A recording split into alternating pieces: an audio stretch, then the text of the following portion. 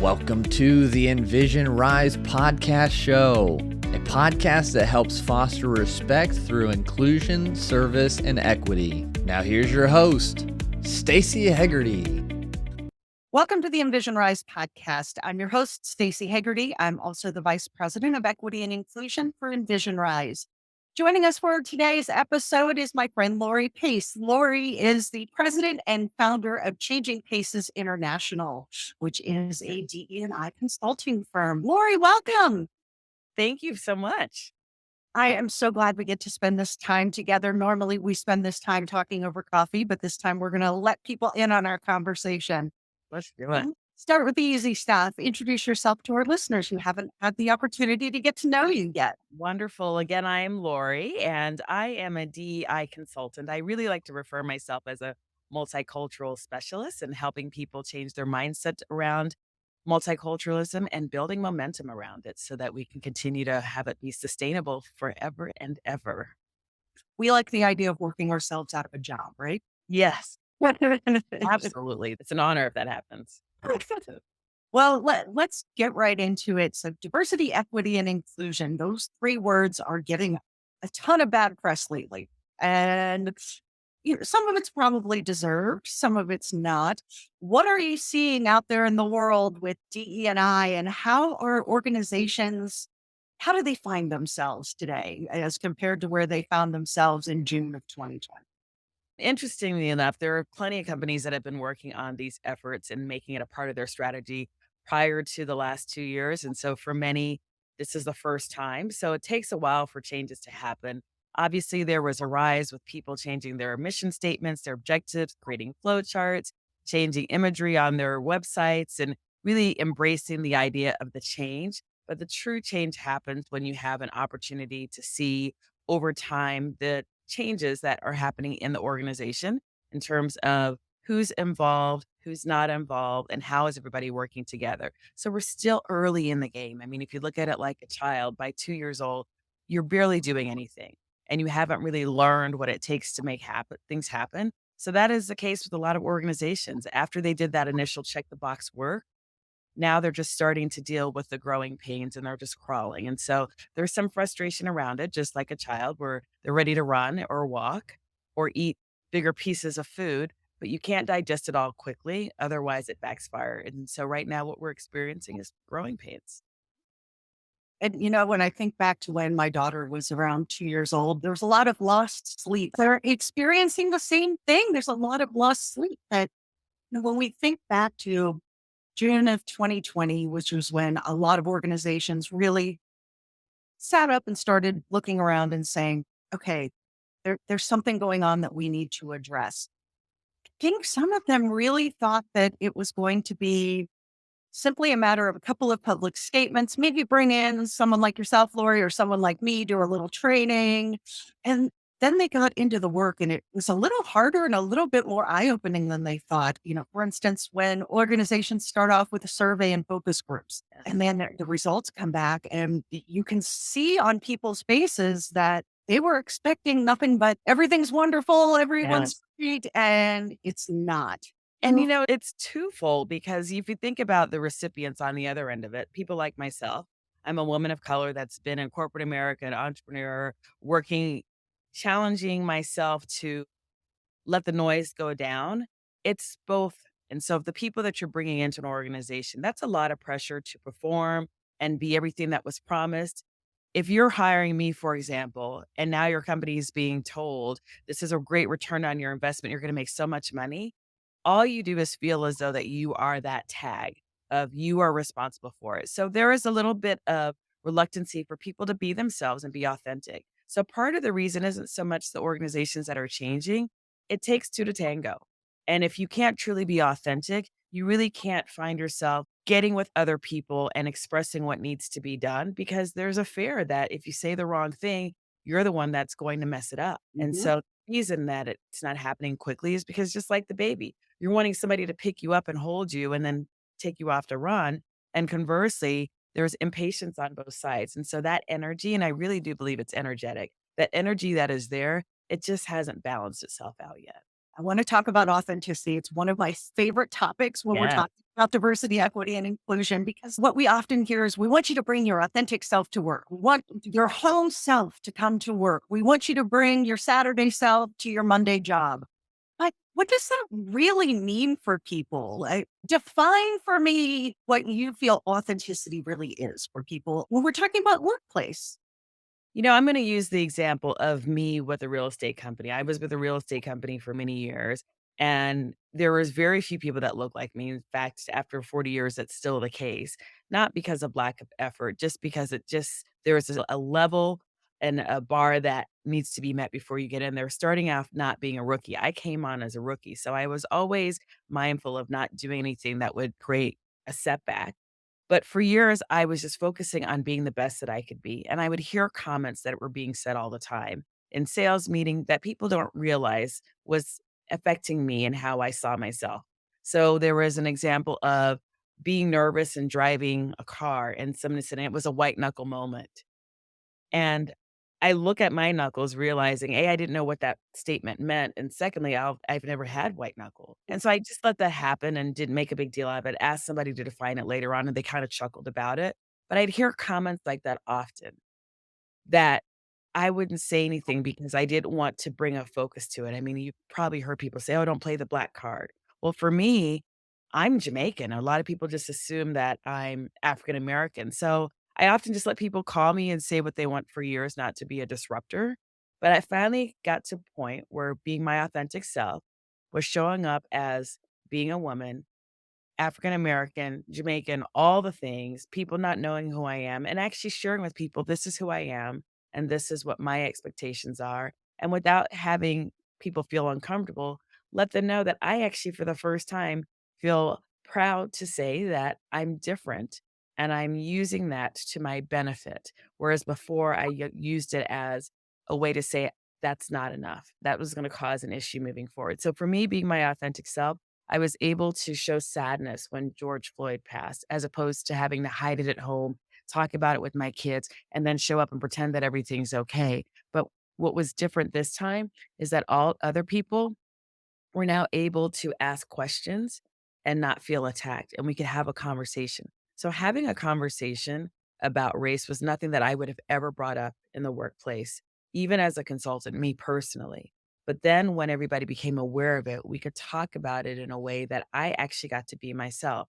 I could say comments that made me feel comfortable without feeling that there would be repercussions for it. So for me, my business grew significantly because I was actually being able to be myself at home as well as in the workplace. And that truly for me was authenticity, to show up the way I am always, regardless of the environment.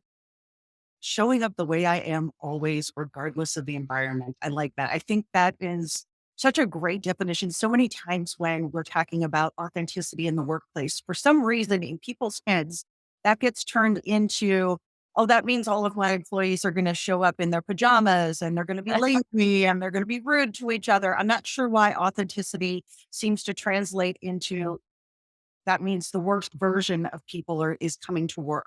When really it just means that the honest version is Yeah. going to show up at work. And, Oh, during COVID, some people had the opportunity to be their authentic selves in their homes. mm, It was starting to open up. People are looking at what's on their bookshelves, what's art's on the wall. I started using it as an opportunity to represent myself without even having to say anything. And so people get to do that all the time at home and they don't have filters.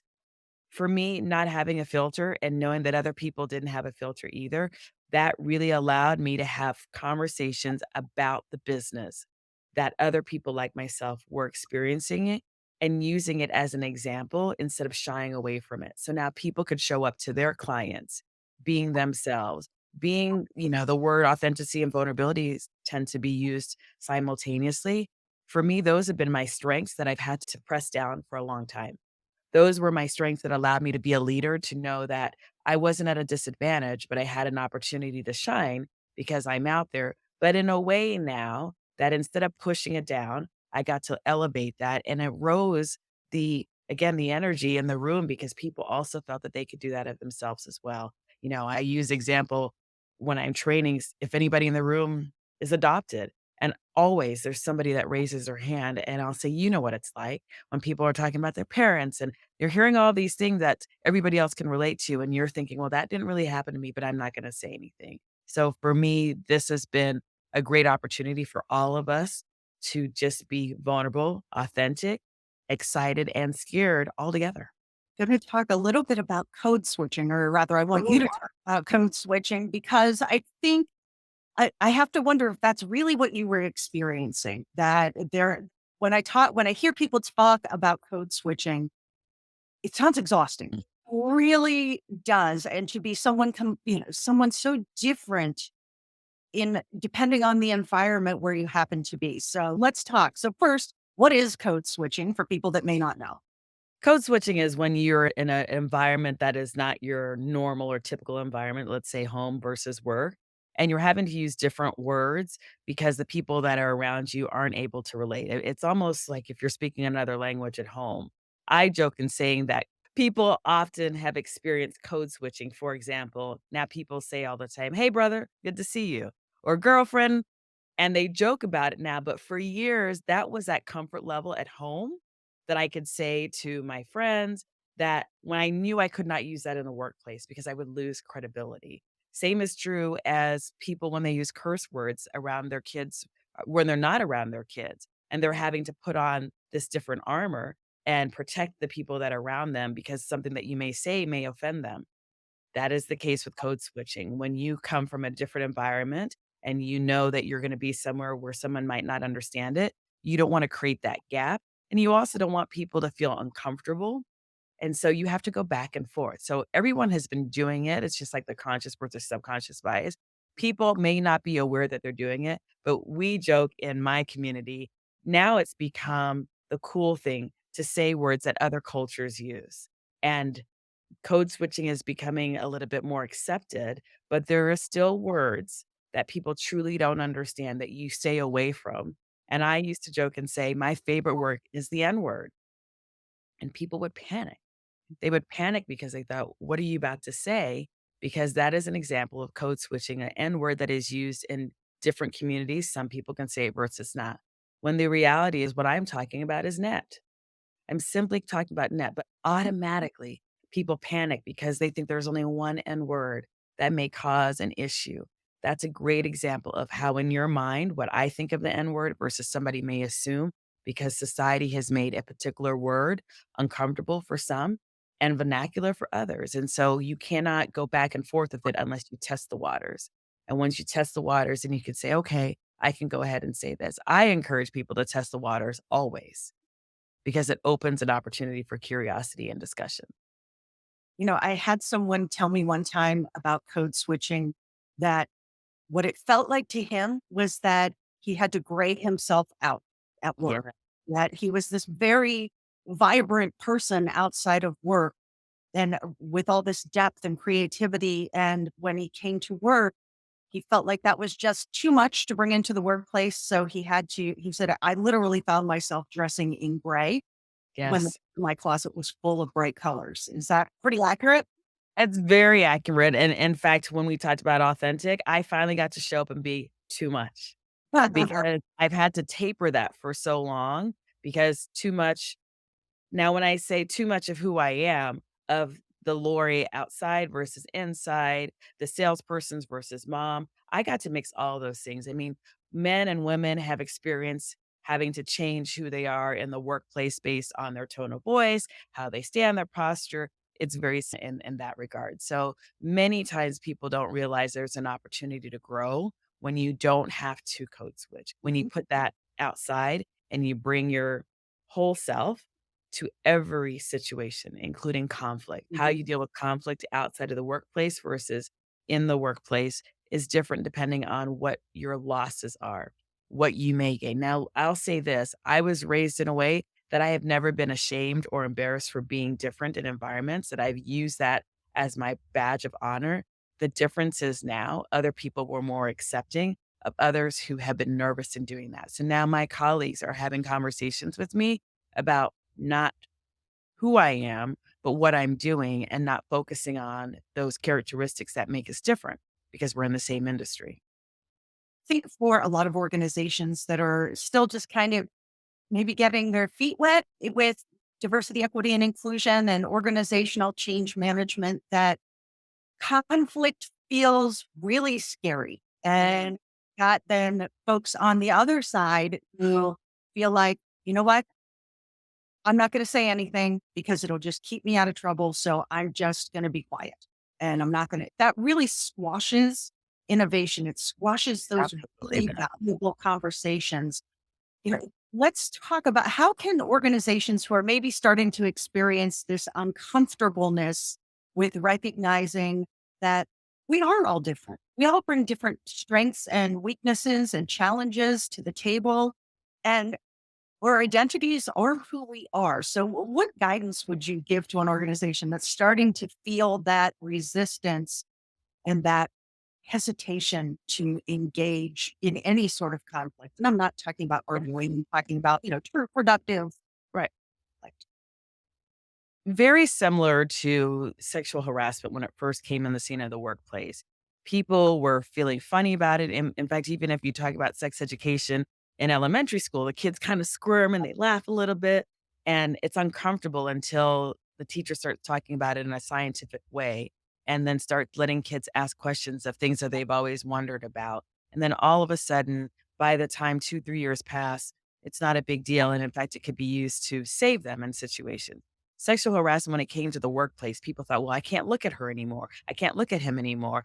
Do I open the door? Do I not? How close can I get to them? And then the onboarding part of it of, do we really have to talk about this? Now it's second nature. Same is true with diversity, equity, inclusion, and accessibility. Knowing that your website may not be possible for someone who doesn't have sight to be able to participate may be uncomfortable because you're realizing all these years we never even thought about it. Well, now you're thinking about it and you become comfortable because other people become comfortable and there's change for the positive.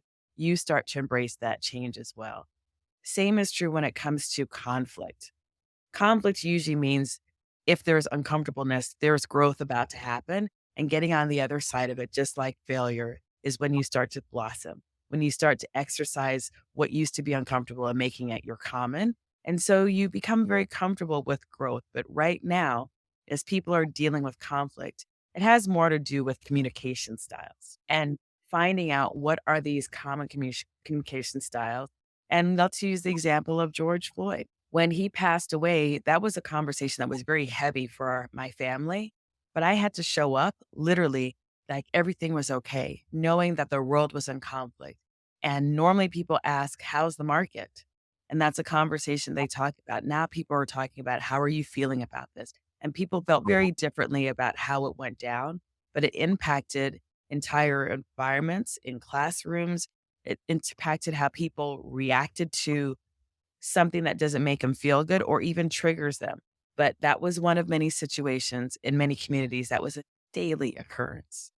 So when it came to conflict and talking to somebody about how do you feel about this, being prepared to know that it may not be the answer that you want, but we both have a common goal to move forward. And so when it comes to moving forward, feeling uncomfortable and conflict, it's simply stretching. And like everybody else with a muscle, if you stretch that muscle enough, before long, you'll become flexible and be able to respond to things that you couldn't before because you have more strength than you even recognized. Well, I like that example of building muscle and stretching and becoming flexible and getting strong. For so many of us, I think George Floyd's murder became this great line that it's sort of pre and post George Floyd. And for companies, it's that was a very uncomfortable time for a lot of organizations on top of pandemic and everything else that was going on. And here we are with this new to some reckoning of we have to do a better job. For So some people thought, why are we even bringing this into the workplace? I mean, it's prior to this, is it often that we talk about a murder in the workplace? Is it often that we're thinking about that, looking around saying, well, I can't say anything to this person? It's not common. And of course, like you said, the pandemic made us realize that around the world, we all had one thing in common. We had to stop and be still. And right during that time is when everybody saw this on their screens. And so two things were happening. People had to stop And in one way, people thought we were completely opposite. And then the pandemic reminded us that we were all dealing with conversations about vaccines, seeing countries that are being more resilient, seeing countries that are failing. Just like with anything else, we often don't talk about health in the workplace. So two things happened simultaneously, and I would say it was a perfect storm because it really forced us to realize that we truly were talking about taking a breath around the world and watching somebody lose their breath. These are not easy conversations to have in the workplace, and we're having them now, and we're seeing the results of it as people start to think about who is in the room, what they're saying, and oftentimes taking away their blinders and focusing on the bottom line in a very different way. I think we talked about it. I have a program called From Blind Spots to the Bottom Line. There are the two opposite ends, and both of them require you to move the needle and go outside of what you thought was even possible to see. And that even happens to do with revenue. Now people are recognizing that this is not only good business sense to talk about conflict, to talk about growth, but it's not just about recruitment. It's not just about retainment. It's all of the things. And before we saw DEI as a something on the side, it's now part of your entire strategy throughout from IT and everything in between. So just like we are saying before, the pandemic, George Floyd, technology, innovation, health. Now, for the first time, we are talking about all the things that impact your life in the workplace, which before it was work at home, and now it's coming together. Well, as I sit here in my living room recording my work podcast, we're never going back. It's never going to be leave your work at work and your home at home. Technology has made sure that's never going to happen ever again. Now, what about organizations that maybe are feeling a little sheepish right now that they had great plans in place and then things got away from them? And I don't say that in a way that means that organizations that maybe started a DEIA effort and didn't follow through, I don't mean that they're bad or that they should feel guilty about that. But what do you say to those organizations now who have that survey from a couple of years ago and it's collecting dust and they don't really know what to do with it now because, well, how do we say to our employees, we know you filled this out 2 years ago, but here we are. It's just like we were saying earlier around the analogy when a 2-year-old falls, at some point they have to get back up. And same is true. Have grace. Have grace in knowing that it takes time to make incremental changes. And you have to make a couple mistakes before you really grow. So changing the mission statement, doing the survey, there still hasn't been a lot of opportunity to make those mistakes, which create growth opportunities because you have to practice all the different things that came on the survey. You're not often facing, there's 100 things you need to change, make it happen, and now you're going to do well.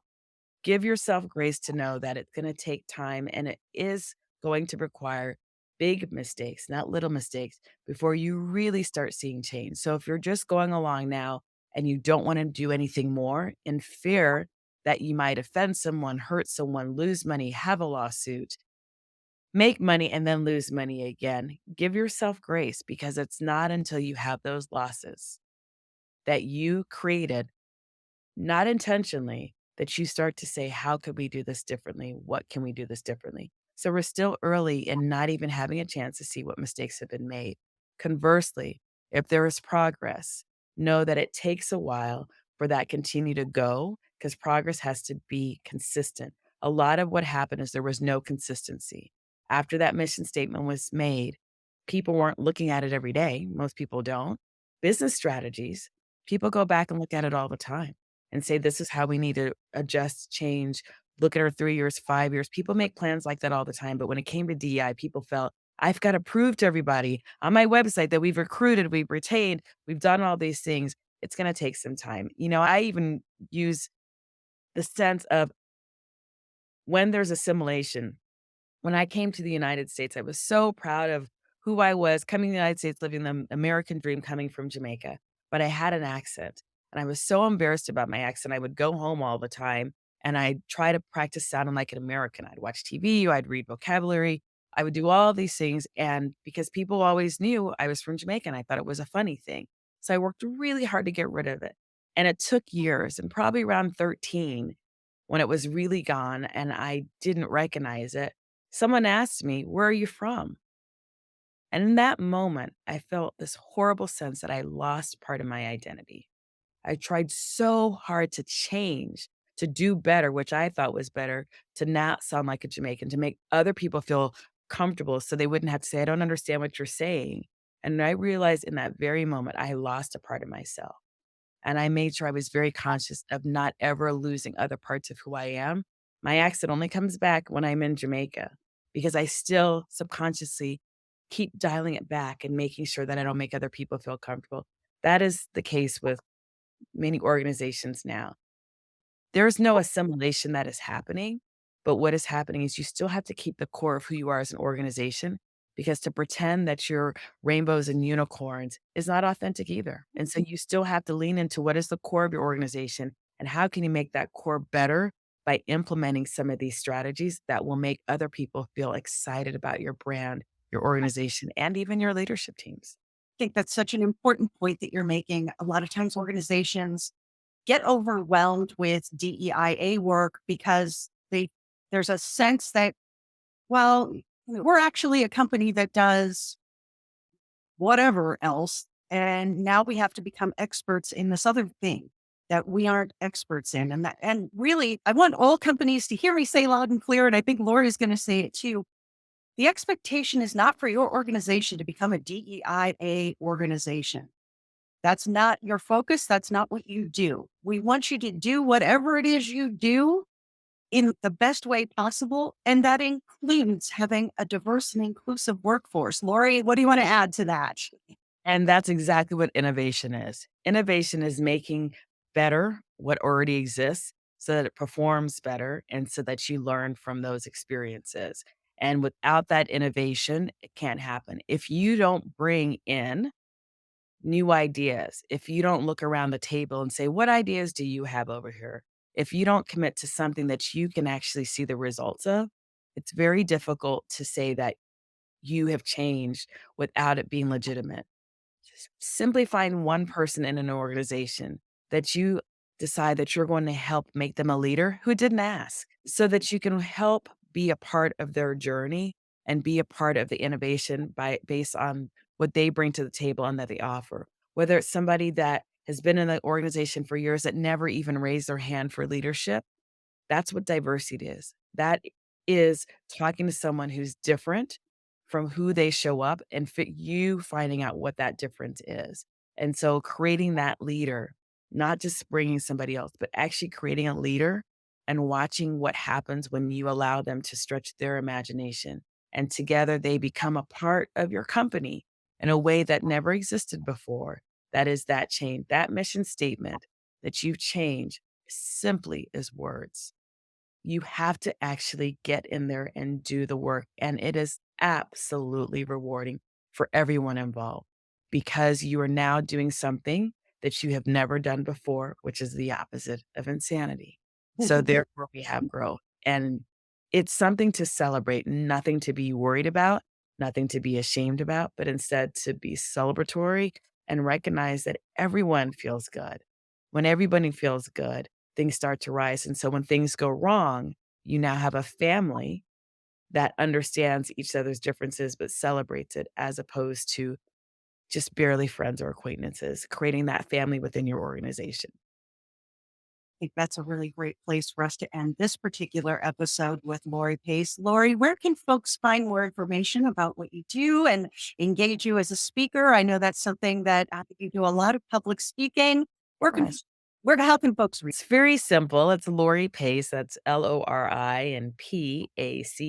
Again, I'm with Changing Paces International, and you can go to the website, learn about some of the activities, philanthropic efforts that I'm working on, that you can be part of that movement so that you feel like you are doing something besides changing those words. So I look for the opportunity to grow with you and to find ways that we can make you feel comfortable in your own skin and grow in a way that allows grace, opportunity, and gratitude.